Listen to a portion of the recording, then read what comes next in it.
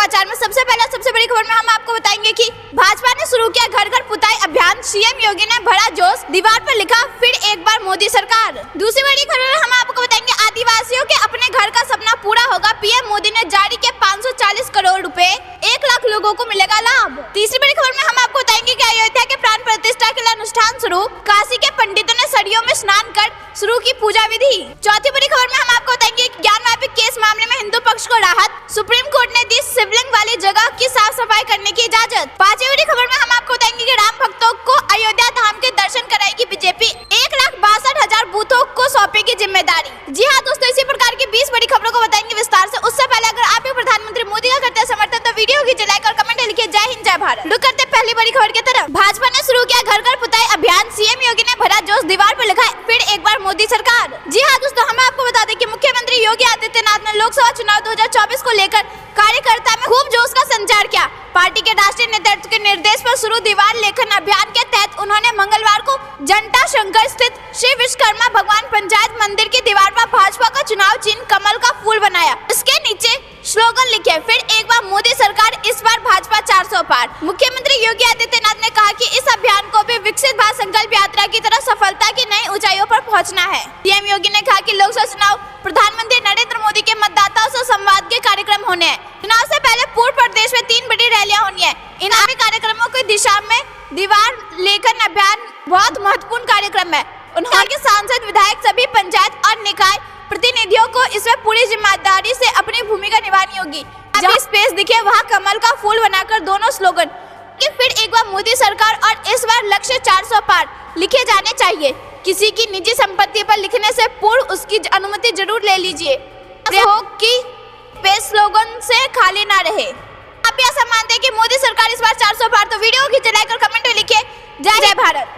अपनी बड़ी खबर की तरफ। आदिवासियों के अपने घर का सपना होगा पूरा। पीएम मोदी ने जारी किया 540 करोड़ रुपए, 1 लाख लोगों को मिलेगा लाभ। जी हाँ दोस्तों, हम आपको बता दें कि प्रधानमंत्री नरेंद्र मोदी ने आदिवासी ग्रामीण आवास योजना के तहत पहली किस्त जारी कर दी है।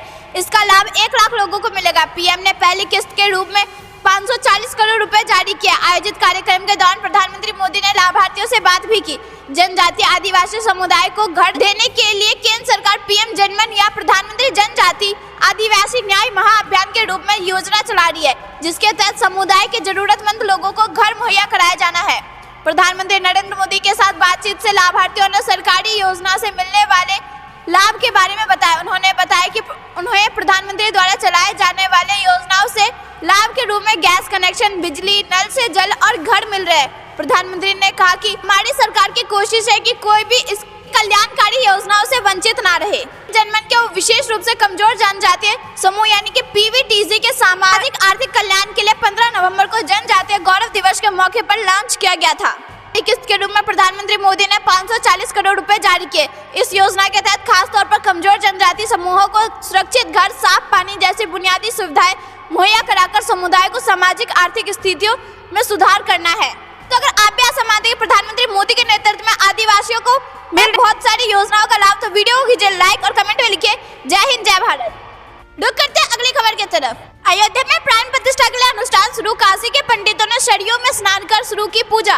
जी हाँ दोस्तों, हम आपको बता दें कि अयोध्या में भगवान श्री राम लला की प्राण प्रतिष्ठा के लिए अनुष्ठान प्रारंभ हो गया है। अनुष्ठान का आयोजन नगर के विवेक सृष्टि आश्रम में किया जा रहा है। इसके लिए सरयू में स्नान के बाद काशी के विद्वान पूजन सामग्री के साथ अनुष्ठान स्थल पर पहुंचे और पूजा विधि शुरू कर दी। कार्यक्रम के मुख्य यजमान डॉक्टर अनिल मिश्रा और प्रतिमा बनाने वाले अरुण योगीराज भी वहां मौजूद है। आज प्रायश्चित और कर्मकूटी पूजन किया गया। अनुष्ठान का कार्यक्रम 21 जनवरी तक चलेगा। रामलला की प्रतिमा 18 जनवरी को गर्भगृह में निर्धारित आसन पर स्थापित कर दी जाएगी। 70 वर्षों से पूजित वर्तमान प्रतिमा को भी नए मंदिर के गर्भगृह में ही रखा जाएगा। जन्मभूमि मंदिर ट्रस्ट के महासचिव चंपत राय ने सोमवार को प्राण प्रतिष्ठा समारोह का पूरा ब्यौरा सार्वजनिक किया था। मंदिर नरेंद्र मोदी की उपस्थिति में दिन के 12:20 पर प्रतिष्ठा का मुख्य अनुष्ठान आरंभ होगा। यह पूजा करीब 40 मिनट तक चलेगी। इसके बाद 75 मिनट प्रधानमंत्री मोदी, सीएम योगी, संघ प्रमुख मोहन भागवत संदेश देंगे। श्री राम जन्मभूमि तीर्थ क्षेत्र ट्रस्ट के अध्यक्ष नृत्य गोपाल दास आशीर्वाद देंगे। आप ऐसा मानते हैं कि अयोध्या का राम मंदिर पूरे विश्व में खुशियां लेकर आ चुका है, तो वीडियो को लाइक और कमेंट में लिखिए जय श्री राम। रुक करते अगली बड़ी खबर की तरफ। ज्ञानवापी केस मामले में हिंदू पक्ष को राहत, सुप्रीम कोर्ट ने दी शिवलिंग वाली जगह की साफ सफाई कराने की इजाजत। जी हाँ दोस्तों, हम आपको बता दें कि ज्ञानवापी केस से सुप्रीम कोर्ट से हिंदू पक्ष को राहत मिली। अदालत ने हिंदू पक्ष की ओर से दायर एक याचिका को स्वीकार कर लिया। याचिका में मस्जिद के वजू खाना के पूरे क्षेत्र की सफाई करने और स्वच्छता की स्थिति बनाए रखने के निर्देश देने की मांग की गई थी। अदालत ने हिंदू पक्ष को वजू खाने की सफाई की अनुमति दे दी है। अदालत ने कहा है कि सफाई कार्य जिलाधिकारी की देखरेख में होना चाहिए। दरअसल हिंदू पक्ष ने वजू खाने को खोलकर वहां सफाई की मांग की थी। इस मांग को मस्जिद पक्ष ने भी विरोध किया था। वजू खाने में शिवलिंग जैसी रचना मिलने पर सुप्रीम कोर्ट के आदेश से जगह सील कर दी गई थी। हम आपको बता दें कि वजू खानों में शिवलिंग मिलने का दावा किया जाता है।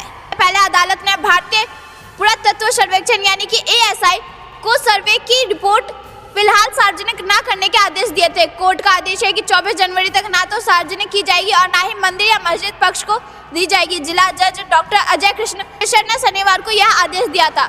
सपा अध्यक्ष अखिलेश यादव और AIMM प्रमुख असदुद्दीन ओवैसी के खिलाफ याचिका पर 20 जनवरी को सुनवाई होगी। अगर आप भी ऐसा मानते हैं कि अयोध्या तो बस झांकी है, काशी मथुरा बाकी है, तो वीडियो को खींचे लाइक और कमेंट में लिखिए महादेव। रुक करते अगली बड़ी खबर की तरफ।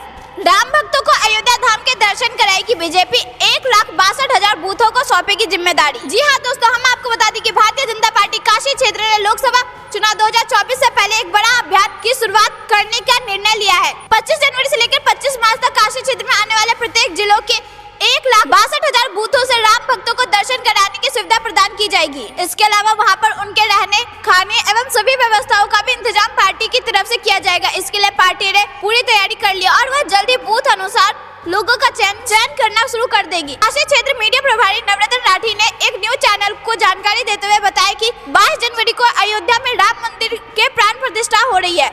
यह पूरे देश के लिए गर्व का विषय है। इन तिथियों पर बहुत से ऐसे लोग हैं जो नहीं पहुंच पा रहे। उनके लिए पार्टी द्वारा विचार करके 25 जनवरी से लेकर 25 मार्च तक अपने जिला लोकसभा क्षेत्र से निर्धारित समय अनुसार अयोध्या धाम में मंदिर कराने की व्यवस्था की जा रही है। प्रत्येक 1,62,000 बूथों से 2 से 5 लोगों का चयन किया जाएगा। उनके अयोध्या पहुंचने से लेकर वापसी तक का खान पान सहित सभी व्यवस्थाओं का ध्यान दिया जाएगा। श्रद्धालुओं के दर्शन से लेकर सकुशल घर वापसी तक सभी व्यवस्था संगठन की तरफ से की जाएगी। प्रभारी ने बताया कि प्रत्येक बूथ कमेटी को इसकी जिम्मेदारी सौंपी गई है, जिससे पहले श्रद्धालु का पंजीकरण होगा। उसके बाद चयनित यात्रियों को परिचय पत्र दिया जाएगा। अब यह मानते हैं कि लोकसभा चुनाव 2024 में राम मंदिर बनेगा अहम मुद्दा, तो वीडियो खींचे लाइक और कमेंट में लिखिए जय श्री राम। अगली बड़ी खबर की तरफ। अयोध्या एक्सप्रेस 19 से 22 जनवरी तक नहीं जाएगी अयोध्या धाम। दून एक्सप्रेस समेत 9 ट्रेनों को 23 जनवरी तक बदला गया मार्ग। जी हाँ दोस्तों, हम आपको बता दें कि दिल्ली अयोध्या के बीच चलने वाली अयोध्या एक्सप्रेस 19 से 22 जनवरी तक अयोध्या धाम नहीं जाएगी। इसके अलावा अयोध्या होकर चलने वाली 9 ट्रेनों को बदले मार्ग से चलाया जाएगा। कारण रूट का उच्चीकरण करना बताया जा रहा है। अयोध्या धाम जाने वाले रेल मार्ग को दोहरीकरण करने एवं यार्ड को उच्चीकरण करने का काम कई माह से चल रहा है। अब दिल्ली अयोध्या के बीच चलने वाली अयोध्या एक्सप्रेस 19 से 22 जनवरी बदले मार्ग से सुल्तानपुर पहुंचेगी, आगे अयोध्या नहीं जाएगी। पहले रेलवे ने अयोध्या जाने वाली 9 ट्रेनों को बदले मार्ग से एवं 21 जनवरी तक चलने की व्यवस्था की थी। अब नए आदेश में बदले मार्ग से 23 जनवरी तक चलेगी।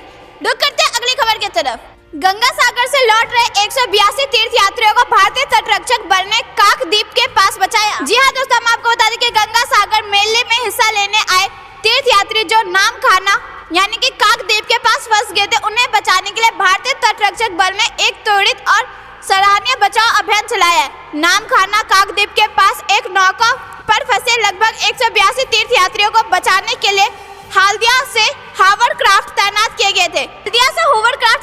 गए थे। यह घटना तब घटी जब तीर्थ यात्री मकर संक्रांति पर पवित्र स्नान के बाद गंगा सागर से लौट रहे थे और बेहद कम दृश्यता के कारण नौका फंस गई थी। जानकारी के मुताबिक तीर्थ यात्रियों से भरी नौका खराब विजिबिलिटी के चलते एक अनिश्चित स्थिति में फंस गए थे। इसकी जानकारी तुरंत भारतीय तटरक्षक बलों को दी गई। भारतीय तटरक्षक बलों ने मौके की नजाकत को देखते हुए त्वरित कार्रवाई की।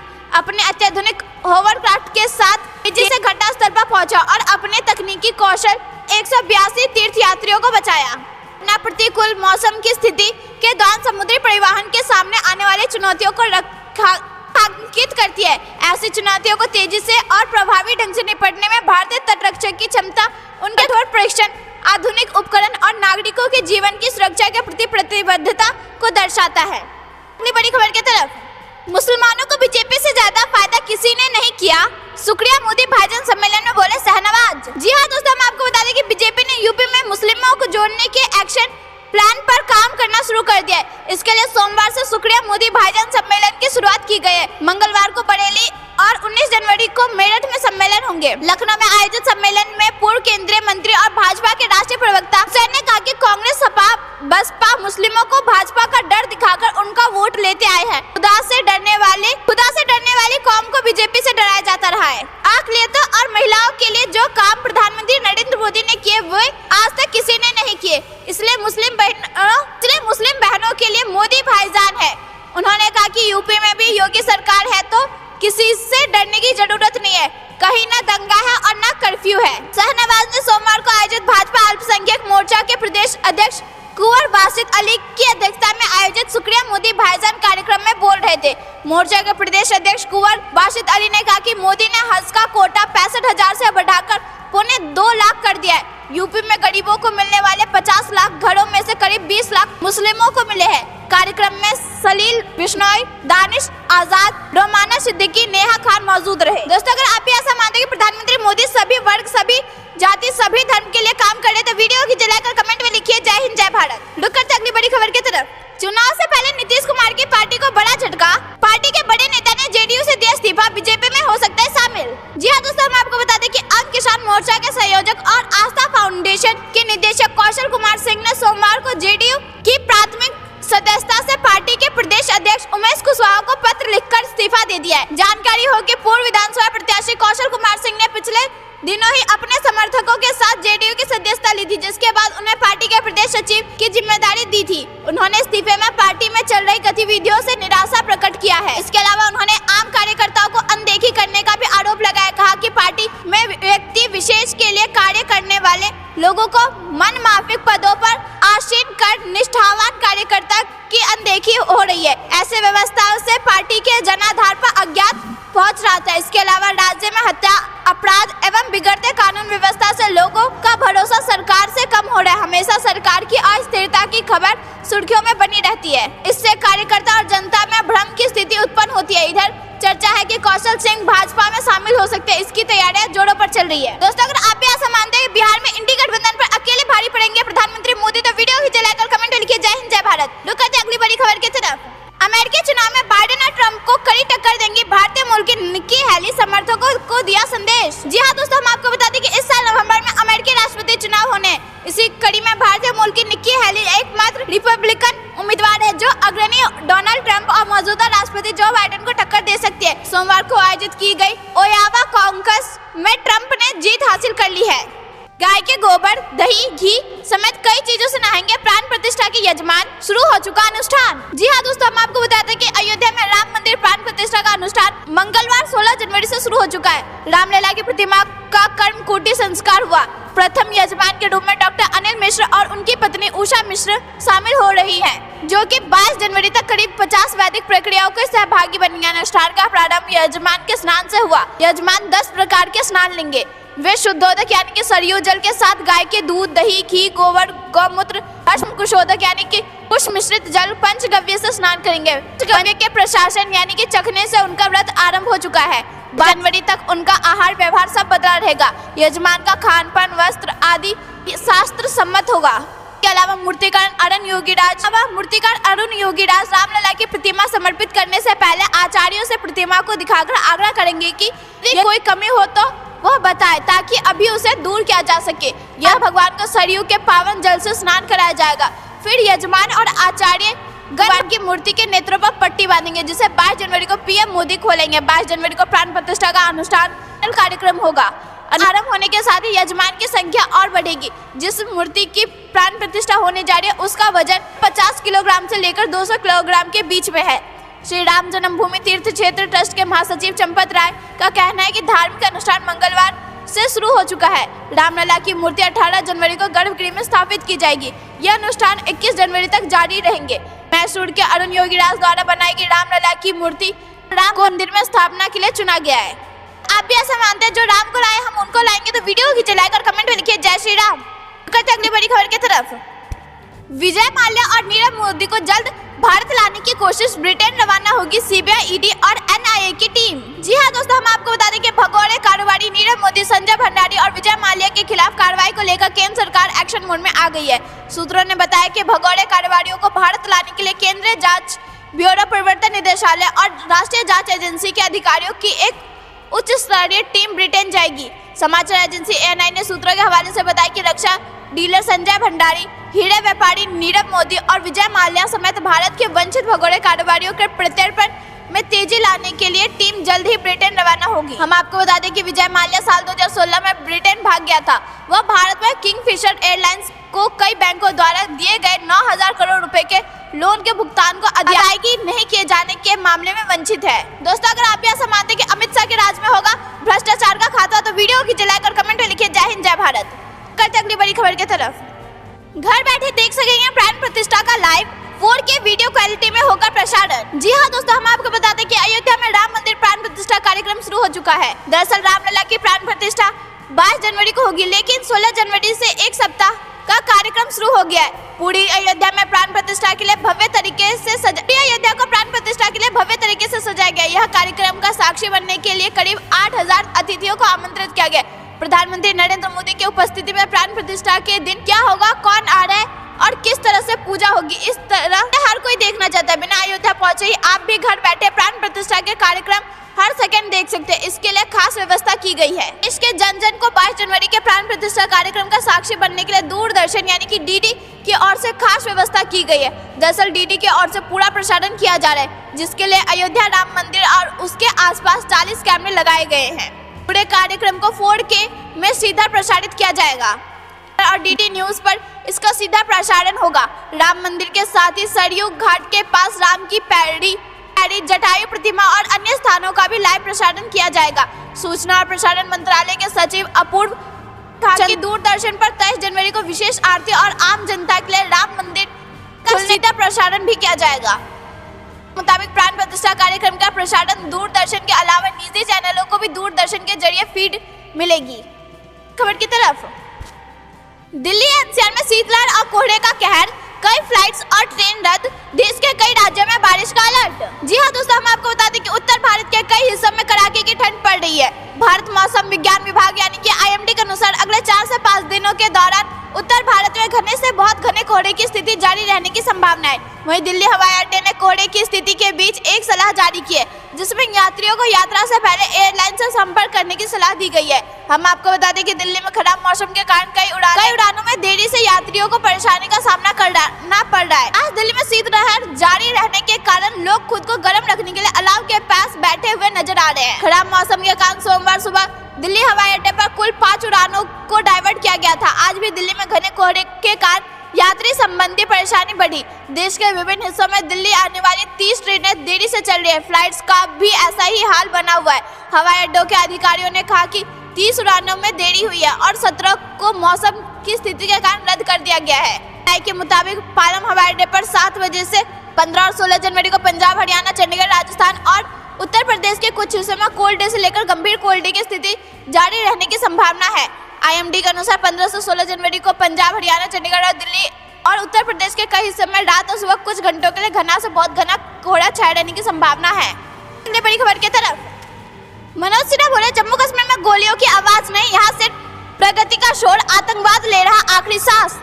जी हाँ दोस्तों, हम आपको बता दें कि उपराज्यपाल मनोज सिन्हा ने सोमवार को कहा कि जम्मू कश्मीर में आतंकवाद अंतिम सांस ले रहा है और सरकार न केवल आतंकवादियों को खत्म करने के लिए बल्कि केंद्र शासित प्रदेश में अलगाववादी परिस्थितिक तंत्र को भी नष्ट करने के लिए एक सुनियोजित। सिन्हा ने भारत प्रकाशन द्वारा आयोजित एक कार्यक्रम को संबोधित करते हुए यह बात कही। कार्यक्रम में सिन्हा ने कहा कि आज जम्मू कश्मीर में गोलियों की आवाज नहीं है, यहाँ सिर्फ प्रगति का शोर है, आतंकवाद आखिरी सांस ले रहा है। सिन्हा ने कहा कि जम्मू कश्मीर में स्थिति आमतौर पर सामान्य है और प्रगति के पथ पर है। सरकार 2019 में अनुच्छेद 370 को निरस्त करने के बाद से कई कदम उठा रही है। कहा कि केंद्र शासित प्रदेश में हाल की घटनाएं पाकिस्तान द्वारा समर्थित भारत विरोधी ताकतों द्वारा पूरी दुनिया में यह दावा करने के लिए चर्चा शुरू होने का प्रयास था कि जम्मू कश्मीर में स्थिति अभी भी सामान्य नहीं है। दोस्तों, अगर आप यह मानते हैं कि जम्मू कश्मीर में आतंकवाद ले रहा आखिरी सांस, तो वीडियो की लाइक और कमेंट में लिखिए जय हिंद जय भारत। अगली बड़ी खबर की तरफ। अयोध्या में चलेंगी 150 ई बसें और 25 ई ऑटो, किराया रूट तय। जी हाँ दोस्तों, हम आपको बता देंगे रामनगरी में श्रद्धालुओं एवं यात्रियों के लिए मुख्यमंत्री योगी आदित्यनाथ ने अयोध्या धाम बस स्टेशन से ई बसों एवं के संचालन के लिए तोहफा दिया था। श्रद्धालुओं को अभी 50 ई बसें एवं 25 ई ऑटो जिसमें सफेद ई ऑटो का संचालन होगा, जबकि 17 जनवरी से ई बसों की संख्या बढ़ाकर 100 हो जाएगी। इसके अलावा 4 ई बसें यानी कि 7 मीटर भी चलाई जाएगी तथा 20 जनवरी से ई बसों की संख्या बढ़ाकर 150 कर दी जाएगी। ई बसों को हाईटेक सुविधाओं से लैस किया गया है, जो यात्रियों को सुगम सफर बिरंगी ई बसों के संचालन के लिए मार्ग निर्धारित अयोध्या धाम कटरा पर पीला रंग की ई बसें लता मंगेशकर चौराहा कटरा श्री राम मंदिर अमीनागंज बस स्टेशन अयोध्या तक सलारपुर अयोध्या धाम से लाल रंग की बसें। दोस्तों ये थी दिन भर की सारी जरूरी और बड़ी खबरें। अंत तक बने रहने के लिए बहुत बहुत धन्यवाद। अगर आप भी प्रधानमंत्री मोदी का करते हैं समर्थन तो वीडियो की लाइक और कमेंट लिखिए। जय हिंद जय भारत।